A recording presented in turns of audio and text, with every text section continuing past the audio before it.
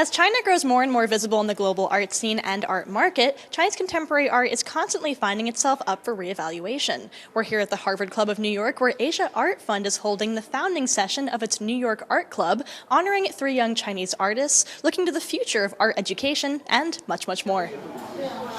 Partnering with the World Art Center, this year's Asia Art Fund New York Forum was held on September 18th, a day well remembered in China and known in English as the Manchurian Incident, in which the Imperial Japanese Army staged an attack on their own South Manchuria Railway in 1931 and used it as a pretense to begin the invasion into China that would result in the Japanese occupation of Manchuria and the establishment of a puppet government there. NYU professor James Seong spoke on the subject. The Chinese appealed to the League of Nations. And the League of Nations sent an investigative mission to China and found, surprisingly, apparently the Japanese was not telling the truth. They made up the story that the Chinese exploded the railway station. The Chinese remember this, but unfortunately, the Japanese chose to forget it. For Chinese people, 9/18 is a deep wound. Today we're reminded of these events, and we want young Chinese people to know this day as well. I hope that Chinese and Japanese will take this history and put it behind them. But we don't want to forget this date either. We should acknowledge the facts for what they are while embracing the future. U.S. relations. Professor Seong emphasized that, in light of recent events that threaten to rewrite the decades-old Japanese constitutional ban on war as a means of settling international disputes, remembering this history is essential to future peacekeeping.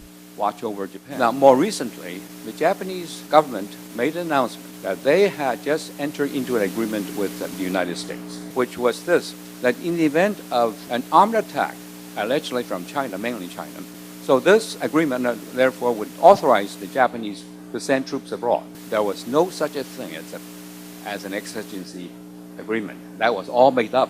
So it just shows you the Japanese have mastered the art of dissimulation, creating something that didn't happen. The foundation also addressed the plight of Chinese artists trying to make it in the U.S., but who have difficulty adapting to the local culture, introducing 3 distinguished artists from the Talented Young Artists program, who are each exhibiting in solo shows based on that concept this fall. The forum additionally welcomed Lily Yang to her new role of Executive Vice President of Asia Art Fund, who revealed the foundation's future plans to collaborate with the New York Art Foundation for Talented Young Artists program to raise $50 million toward the establishment of a New York School of Art and the founding of the New York Art Club. All these endeavors target, in some part, the burden of money on an artist's practice. I think Chinese people should try to assimilate into American culture. I think art is borderless, so I want to help young artists in America find a good, happy path to the completion of their artistic goals. So I help them take what they learned in China and make it more relevant and modern.